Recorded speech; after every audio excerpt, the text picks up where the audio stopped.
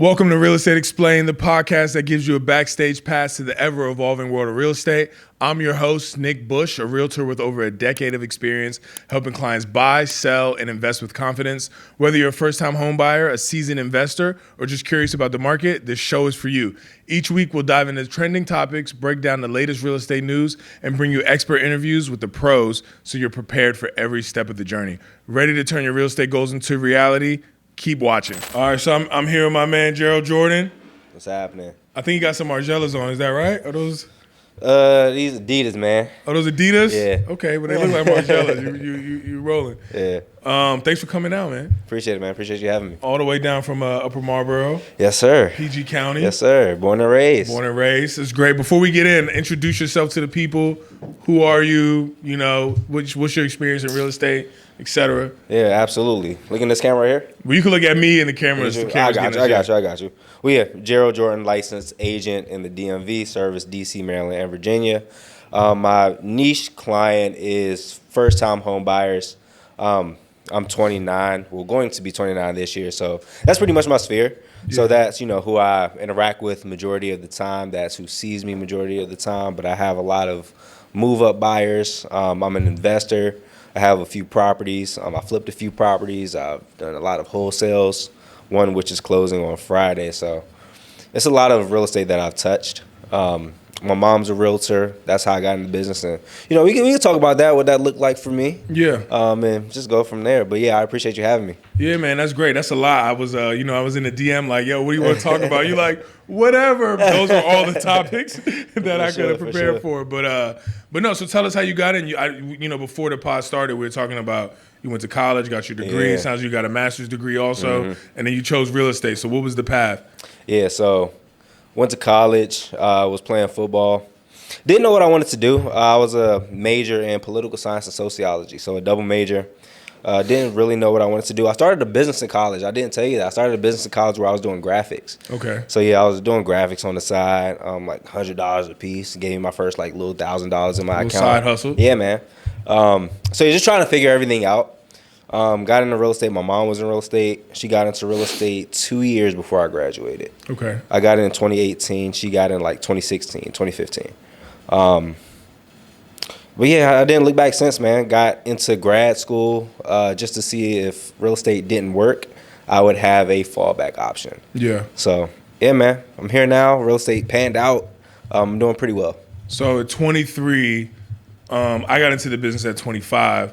And my first, the people I reached out to first was just like family, right? But really it's your friends, your sphere, people you can reach back to from high school, things like that. And the objections I was getting was like, they were like, what do you mean buy a house, right? I got like, no money. I don't have 20% down. I got student loans. I don't have an 800 credit score. Yeah, I didn't start my credit yet. Yeah. So was that the type of stuff you were dealing with? Absolutely. Okay. Yeah, the same exact stuff. So how are you framing the real estate conversation to your network and sphere to do deals? Because Yeah, at that time it was a lot of educating them. Yeah. They didn't become my clients until now. A lot of people are starting to. I mean, I'm about to be 29, 30. People are evolving to where they now have money, where they have established their credit score. Yeah. So at that point, it was a lot of educating them until this point. So it was a lot of prospecting, sowing and reaping our harvest now. Yeah. But at that time, again, a lot of educating them.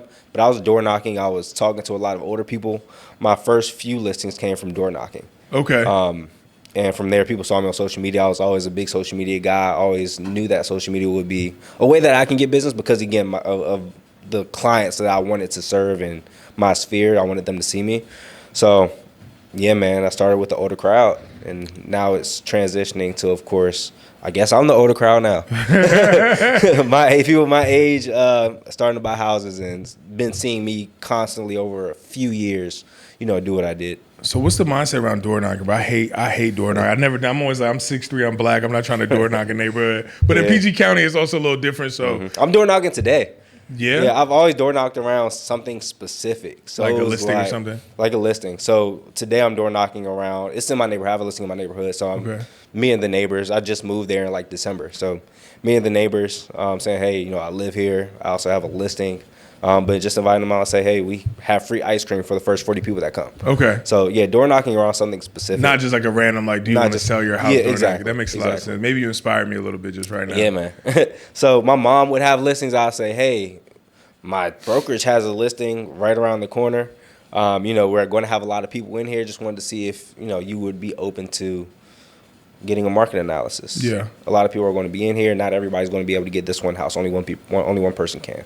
Yeah. So, yeah, just door knocking around the listings that my brokerage had at that time. Okay. And when you said you were working with older people at first, are you meaning like seniors downsizing or just people a little bit older than you? I was working with seniors downsizing. Okay. Yeah. So and that was from door knocking? It was from door knocking, open houses, just being around. I'm really interested in the downsizer market, like the transitional market. So right now I work with a lot of move-up buyers. My sphere is kind of moving up, but I really want to target that downsizer community. Yeah.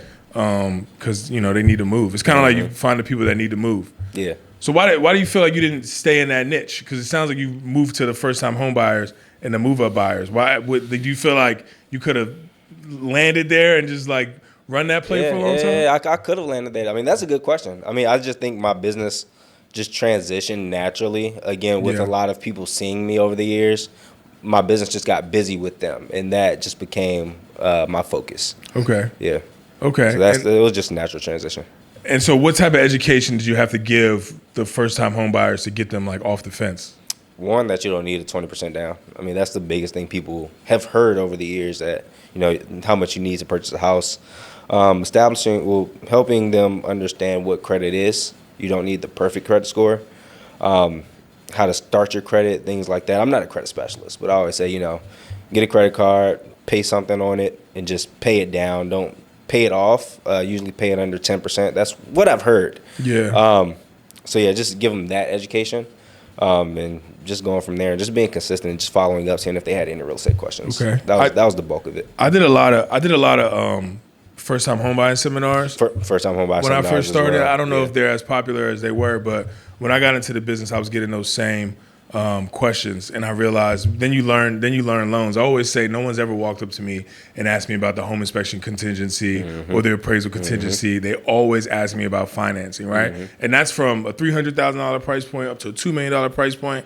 Everyone wants to figure out how to afford the house. For sure. And if I couldn't talk loans, I probably wouldn't have any business. Right. And so I had to learn, oh no, you can go conventional 3% or FHA 3.5% or all of the DC Open Doors, Maryland Mortgage Program where you could bring $0 to the programs, table. yeah, exactly. Right? Yeah. And so it is important to like constantly educate people and all that stuff. I actually feel like we're more in an education business than a sales business. Absolutely. Yeah. I mean, people don't do this every day.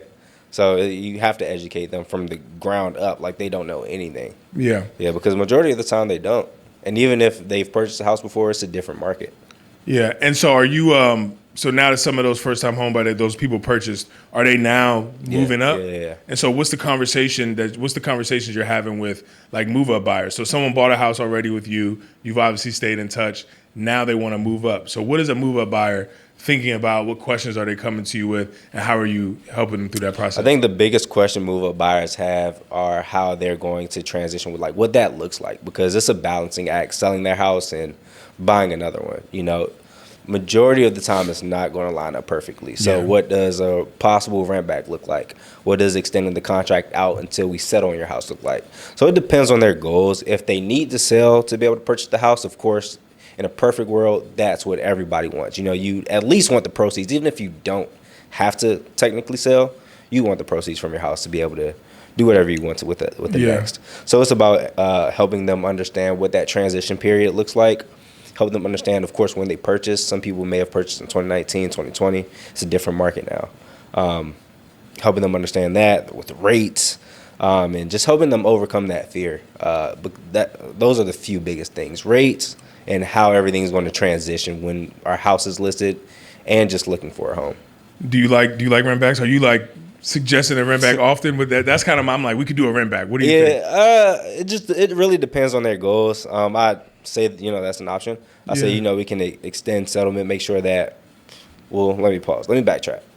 I always say when you're buying a house and moving from this house, we're going to need at least a few days of a rent back so we can make that transition easier, so you don't have to put your stuff in, storage or whatever the case may be. So I always say a rent back is needed for that aspect. But yeah, I always say, if you want to do a rent back, this is what it looks like. Sometimes you do have to make sure that you're paying their new mortgage, so it might be a little higher than what you're paying currently. My goal would be to try to negotiate that out of the situation or for a minimal cost.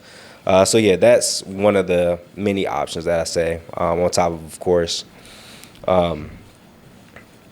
hopefully they can move in with somebody. That would be great too. Yeah. Or again, just extending settlement. I love the rent back, bro. Yeah. Because when people are think that when they already own their home and they're thinking about buying the next home, really their concern is that they could be homeless. Exactly. And I tell people, I said, look, this might look like a 30-day process, but really you kind of have 90 days to shop for your home in the ideal scenario. For sure. And the way I framed that to them, and I'm like, look, if we go, so first of all, if you're engaging in the market and you're going to see homes and you're shopping, you're gonna find the house that you're looking for. Whether we're in a high inventory market or a low inventory market, we'll find it as long as we engage in the market. But the 90 days comes from we go on the market, we get a contract. Average close time is 30 days. Right. So you have that initial 30 days to like go shopping and ratify on something, right? And maybe you time it up right so when you close on your, you can close at the same time, right? But you can get a rent back up to 59 days. Right. So if you get the 59-day rent back, you really have 89 days to shop and close on your new home. So that's like the smoothest landing. Yeah, for sure. For sure. We have, and then it comes to like how long of a rent back do you want? Like you said, 59 days is as long as we can do. Will a buyer be willing to do that? Well, it depends on the property. It depends on how we structure it, but likely we can get that. Yeah. I think in our market, like it's so low. Like I feel like people just get it here, right? Yeah. Like I feel like if we were 3 hours, southwest, maybe people might be like, rent back. Like, what are you talking about? My in-laws moved.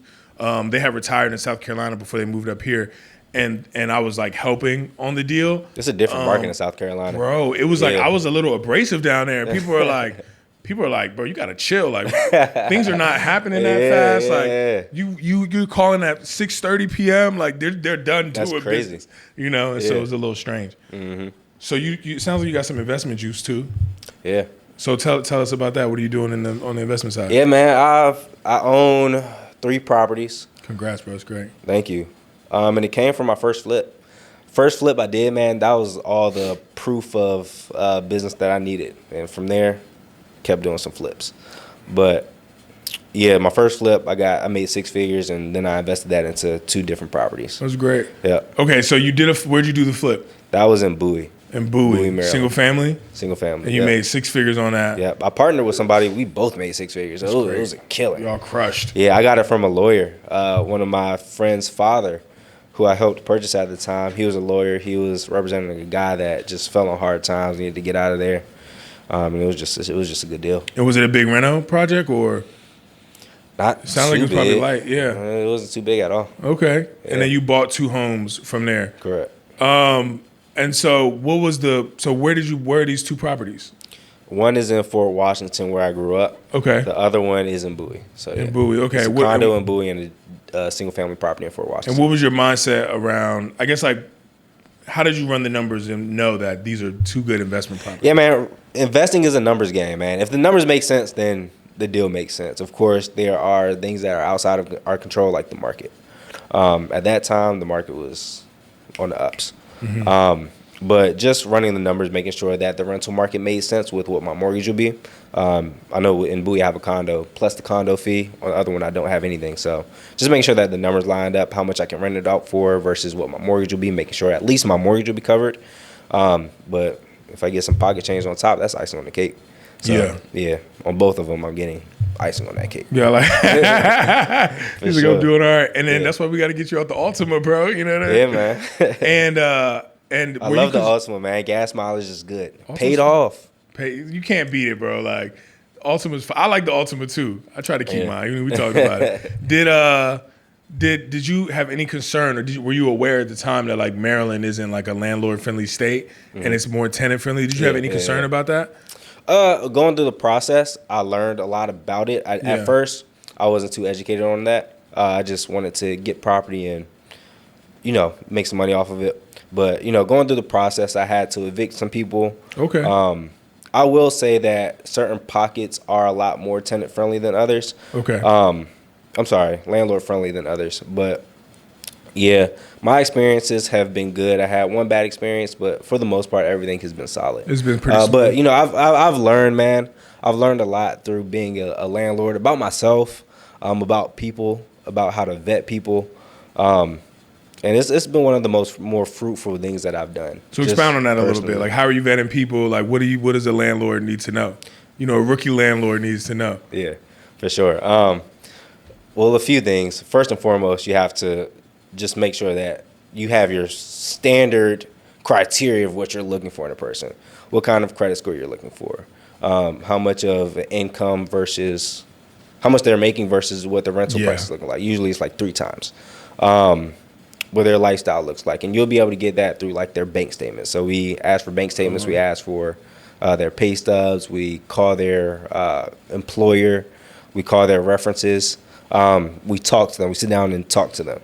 So, it's a few things, a few steps in that process. But honestly, you just have to go with your gut. You have to get the vibes. One thing, for my property out Fort Washington, the first tenant I had, I was in a rush to get somebody in there. So I really didn't vet her too well. And it landed back on me. But again, learned through the process, had to go through the eviction. We ultimately were able to settle without the eviction, but learned a lot through that process. Okay. Yeah. I've never thought about looking at the bank statements for lifestyle, because I have an investment property in DC and we have a tenant in there. She's, we like her sometimes, right? But she pays her rent, I think that we just don't want to be, my wife and I are like, we want to property manage. Do you self-manage or do you have a property manager? Not anymore. After that first situation, I took myself out of it. Oh, so you property manage both. So talk about that. What about that first situation made you go the property manager route? A lot of my emotions were involved, and in this real estate and owning rental property, it's a business, and I can't mix business with emotions. So I was like, you know what? I'm gonna remove myself from this. I'm gonna have somebody else manage it. Talk to me about what's going on, but you'll handle everything else. And so it's no price to peace of mind, man. So I don't mind paying a little bit on top. And so you have the property manager. So you basically have, hey, this is the criteria we're looking for in a tenant. Yeah. And then they obviously market it, list it, and then you have the property manager kind of vet everyone based on that criteria and send you.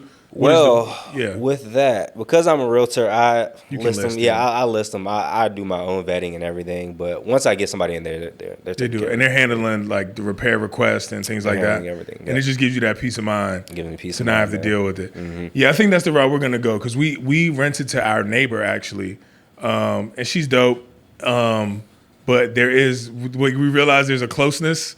She's got a little bit of leeway to do, Yeah, she got comfortable. Yeah, it's very comfortable. And we initially signed a 6-month lease, and we're re-upping her for another 6 months. Yeah. Because I was like, our house is in Hillcrest. Mm-hmm. And so I'm like, man,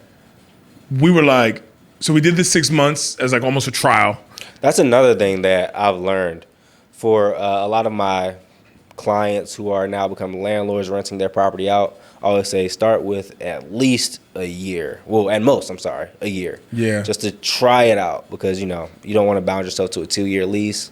Everything goes bad and you're stuck and bound by that lease, and then you have to go through the eviction process. Yeah. So I always say at most you want to do it the first trial run a year, and then that makes sense with every tenant. Give them a year and see how it works out. See how it works out, and then you'll be open to doing whatever it is at the end. Yeah, we did a 6-month, and then in February when she reached out to renew, we were like, yeah, but renew for a year just so we can have the peace of mind if someone's in there. Absolutely. And then she kind of did something. We were like, I was like, let's go with the 6 month again. Yeah. Just to see if it's smooth. Right. And if the market shifts, we have some flexibility to sell. Because, it's harder to sell with the tenant in there. Mm-hmm. And so I totally agree. But we're thinking we've realized, okay, we don't want to be landlords and have to manage. It's better to get a property manager. So at the end of the 6 month period, we're gonna go to property manager route. Yeah, for sure. And then are you from a mindset standpoint, it sounds like you got a lot going on. You're just like a real estate investor also. So you got flips, wholesales,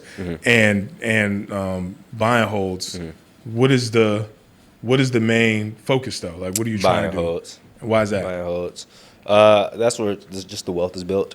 So for the property I have in Bowie, I mean, I have a son now. We were talking about that before. But I mean, when he graduates or whatever he wants to do, he can live in that. It'll be damn near paid off by that time, you know.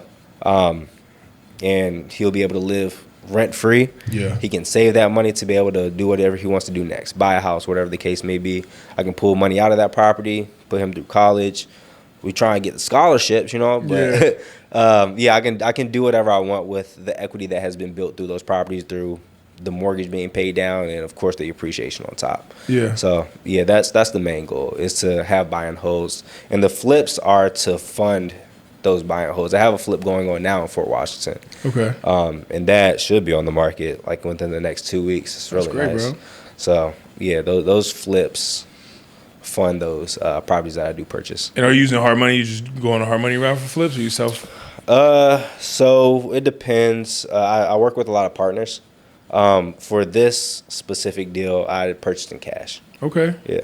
That's great, bro. I know a lot of guys with a lot of money. So Yeah. And so you they leveraging trust the me. JV to get it done. Yeah.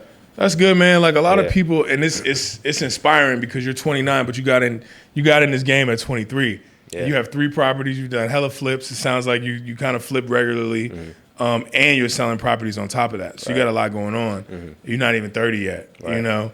And then you're wholesaling properties too. Yeah. And so is that something you do often, or you just come up on? Nah, whenever I come up on them, and don't have the capacity to flip them myself. Yeah. Yeah, I'll wholesale them. Okay, you crushing, bro. Yeah, you can't keep everything, man. You know, some things you gotta get rid of. Just like the property I'm wholesaling right now. I'm selling it to my partners that I'm working with on the Fort Washington deal. But Yeah. yeah. And you wholesale it to them. Are you like, for your buy and holds? Are you Maryland? Is that where you're gonna stay? Like kind of the market, you know? Or you? That's the market I know. Yeah. So yeah, I mean, eventually I do want to buy like vacation rentals, like in Florida. But for now, yeah, just Maryland. That Kissimmee market is great. The Disney World. Oh yeah, the Disney World I stayed market. out there. I was in Kissimmee in February, early February. Yeah. It was cold in Florida. It was a rare snow that they had, like in It's northern snow? Florida. Yeah, so it was trickling down to Orlando. Oh, that's But, crazy. yeah, it was cool though. Kissimmee's nice. I love it. I tell Bronson like every week, like, I'm like, yo, I'm buying a bunch of properties in Ohio. Like, I'm about Why to go to Ohio? What's that guy? Section 8 Karim. I'm trying to get him on the pod. Shout out Section 8 Karim. Yeah. Do you do Section 8 for your property in DC? No, we were going the Section 8 route. Why didn't you do it? And we found a great Section 8 tenant also, but we thought she was going to be a great Section 8 tenant. Good credit, good income, etc. But the RFTA packet, man, just getting through that RFTA Yeah, packet man, was a it's monster, tough. bro. It's tough. Yeah. Yeah, I have one of my clients who lives in DC. He has a Section 8. She's great, though. But one of my other clients, they were renting to a Section 8. Man, it was terrible. Yeah? Like, what type of things were happening? And Section 8 has a bad reputation, I would say. There's a stigma. But, yeah, right. But, I mean, it can happen with anybody, even if they're not Section 8. Yeah. So just want to preface that, what I'm about to say with that.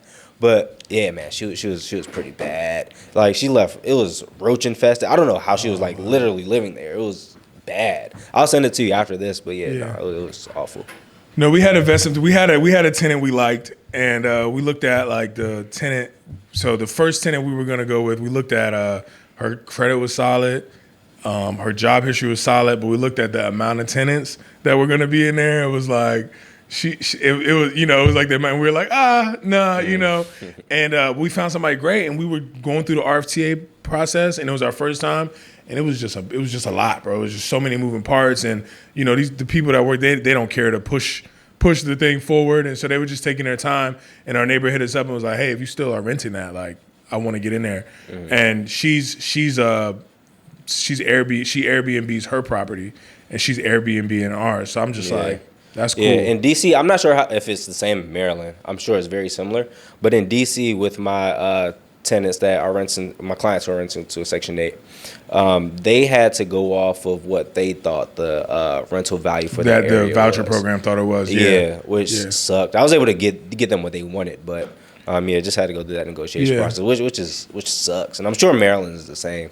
I think that's just how the voucher program works. I'm They sure. kind of determine the market value, the market rent For me, for Ohio, so my thought process around Ohio, and I was actually talking to my old barber. He's like, yo, like we just connected on the gram and we're talking about this. He's like, I'm ready to shoot at some of this, and he's thinking about Ohio, Indiana, like Alabama, but basically, from my understanding of the market, there is the price point a lot is very similar to Baltimore, right?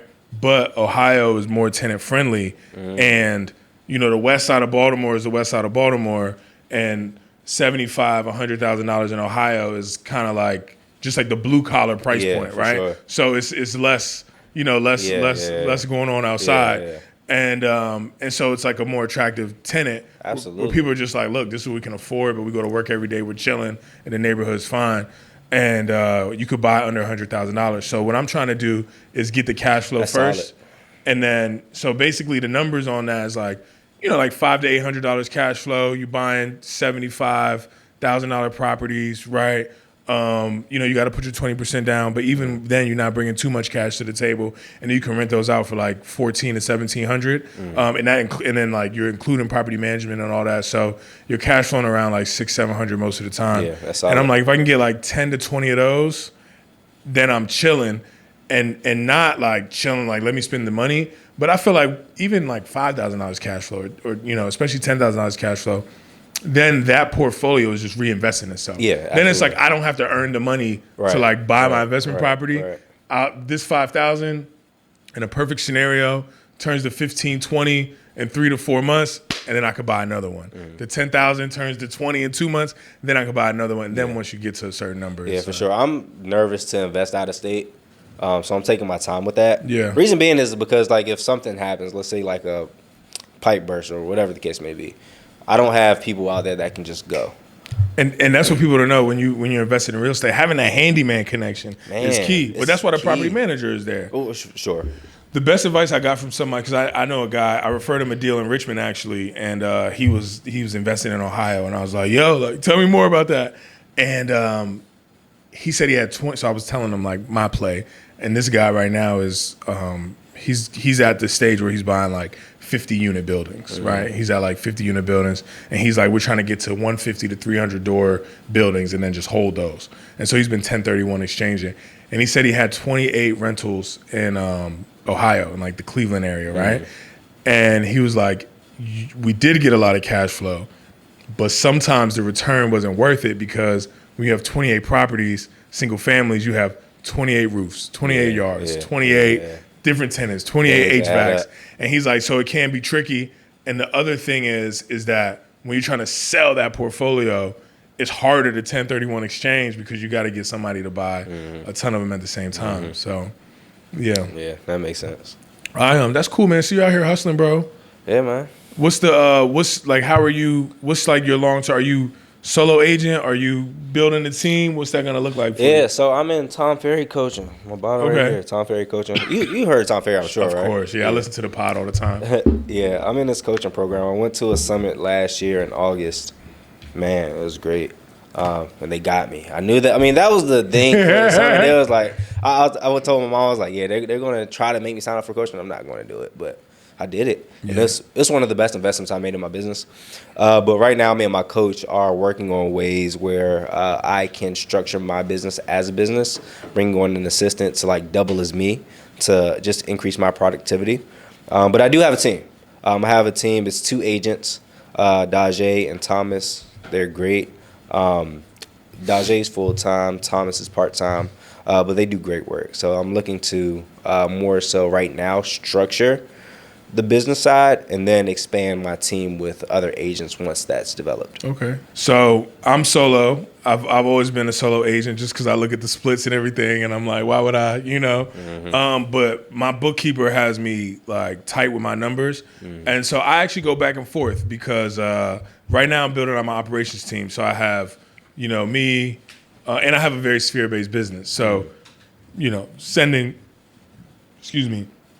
So I have a sphere-based business. I'm not calling expires. I'm not calling those, like random people like that. So passing off deals could be, weird for somebody I know 20 years and I'm passing them off. Sure. But for me, I'm building like the operations team. So I have my social media team like pretty much set. I got my transaction coordinator pretty much. Like I got my transaction coordination team set. So, from contract to close is good. Yeah. And Transaction coordinators are key, man. I have one. They're pretty expensive.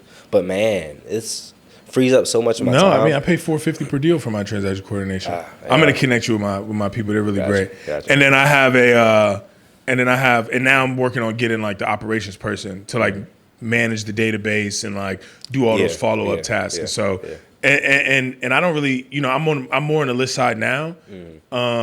At this moment, I should say, because it always shifts.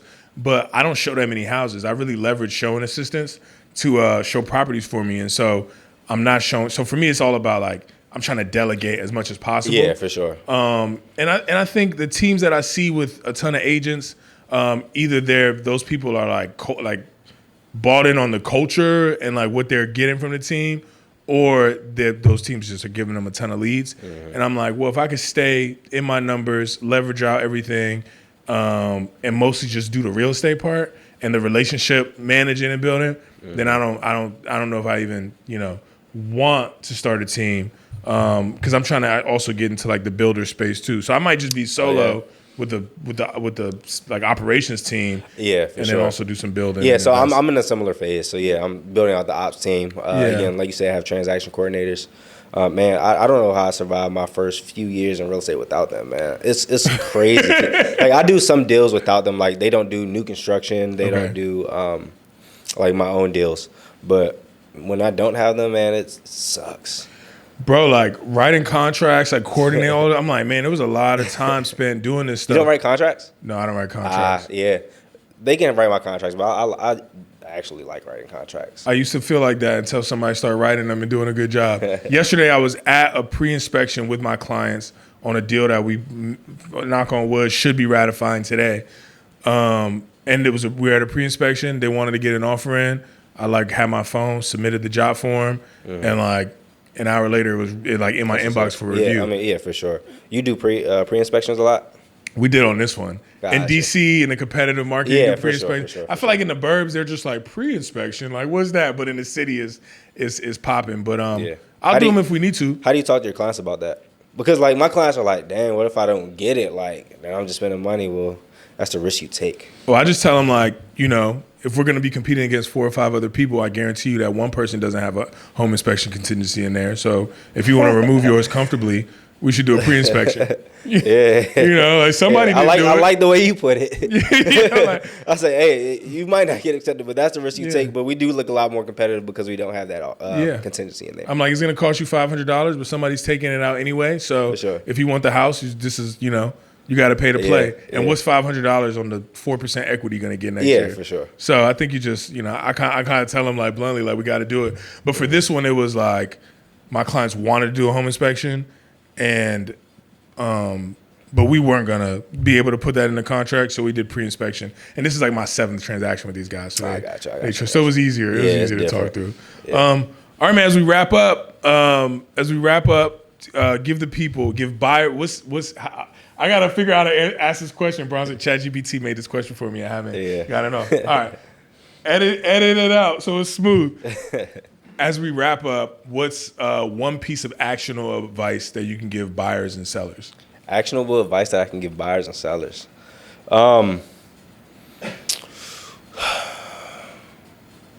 Actionable advice that I can give buyers and sellers.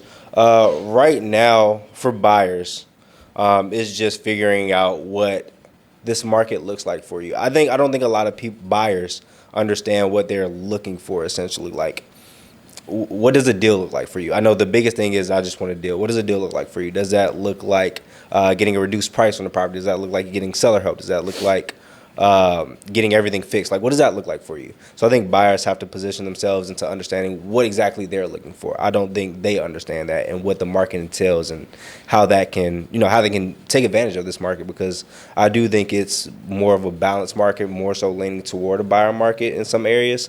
So, they can definitely take advantage of this in some areas. I think it's good advice, yeah. And for sellers, have to be a lot more competitive with price and make sure that we're not overpricing our properties, just being realistic with the price. I think that's the biggest thing, especially in this market. It's a lot of economic uncertainty. A lot of buyers, especially in the DMV area, are facing job loss, and that's just a true reality. Yeah. You know, so we just have to, one, be patient, and two, just trust the process and make sure that we're marketing and pricing our property at the right price. And I'm gonna add on for sellers.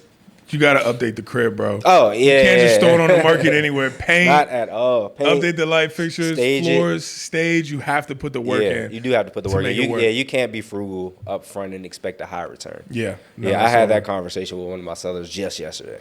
Yeah, those days are over. Yeah, for sure. All right, man. Thanks for joining. Where can the people find you? How can they follow you? Reach out to you? Yeah. Follow me on all social media at Jariel Jordan, Jarriel Jordan, like Michael Jordan.